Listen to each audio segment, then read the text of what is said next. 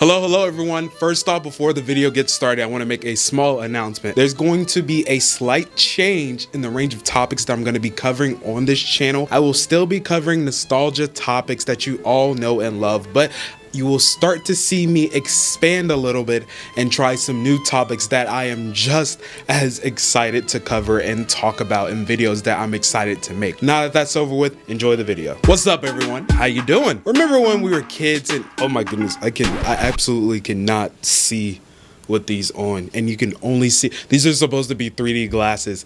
I cannot see with these on. But do you all remember when we were kids and there'd be that one special movie coming out and it would be in 3D? You put on some flimsy red and blue glasses, slip them on, and suddenly things were flying at your face, characters were reaching out at you, the whole 9 yards. But now, as an AMC A-list card-carrying member, it feels like every animated movie has a real 3D version for no reason other than to charge you an extra $5. Back then, a movie being in 3D meant something. They planned the shots in the movie with the whole idea that people will be watching this in 3D. It was part of the experience. Now it's just an afterthought switch that you can flip on any movie you like, and honestly, I kind of blame Avatar for that. Before we get into the whole depth of real 3D thing, let's go back a little bit to when 3D actually meant something, when it wasn't just an optional checkbox on a studio's release plan, but a full-on tie-in to the movie itself. Take Spy Kids 3D Game Over, for example. They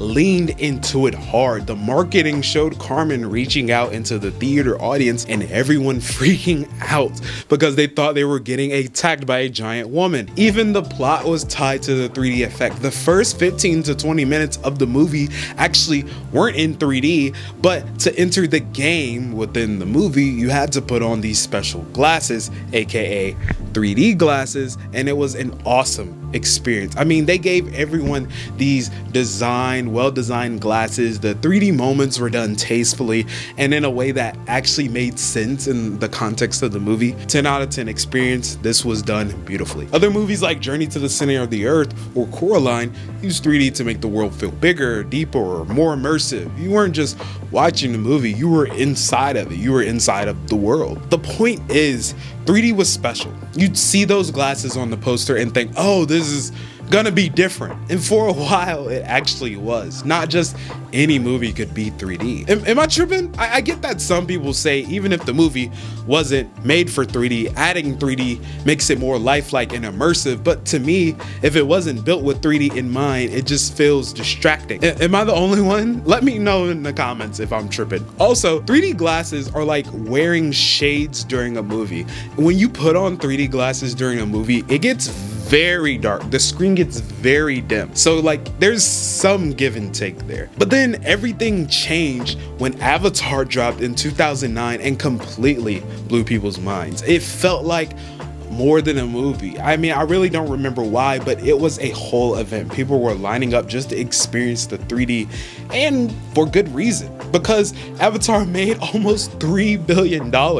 Every studio in Hollywood looked at that and went, oh, so that's why our movies suck. They're not in 3D. The people want 3D, right? And we get to charge more. So this is a win-win. This is how we make money. No. And that's when the floodgates opened. Suddenly, every movie came out in 3D, even ones that had no business being in 3D. Heck, home TVs and projectors started supporting 3D so you could watch this stuff at home, which I will say is a pretty cool idea and invention at the time. Movies like Clash of the Titans, which was rushed through post-conversion so bad that critics called it the poster child for terrible 3D.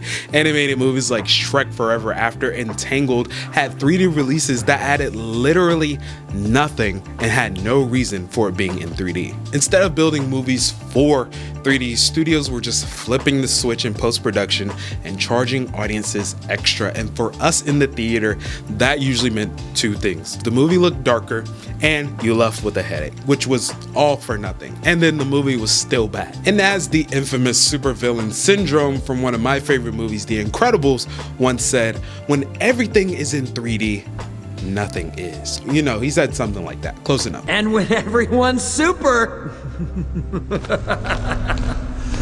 no one will be.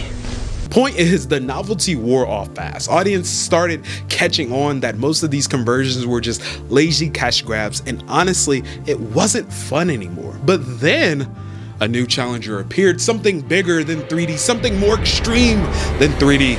I'm talking about 4DX.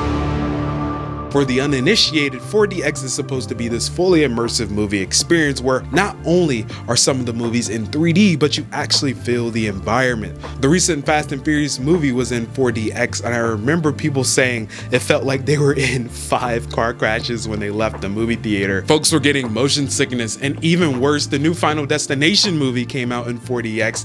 I saw it, and I barely made it out the theater alive. Introducing the 4DX Death Chair, built for Final Destination fans seeking the most immersive movie-going experience.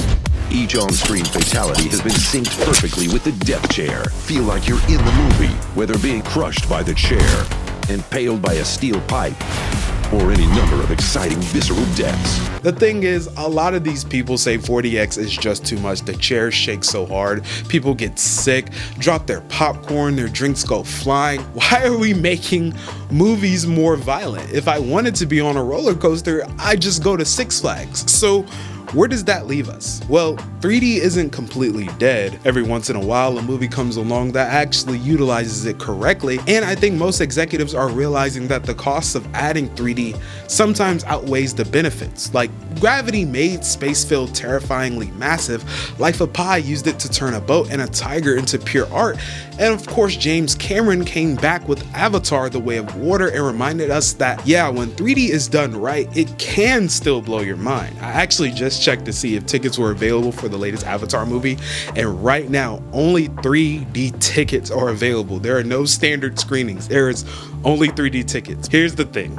Those are the exceptions, right? Not the rule. For the most part, 3D went from being this magical, rare event to a gimmick that overstayed its welcome a little too long, and maybe that's the real lesson here. Movies should stand on their own, not on how many dimensions they pretend to have. Regardless on how you watch your movies, if the story isn't good, adding more dimensions doesn't make the movie better, but that's just my opinion.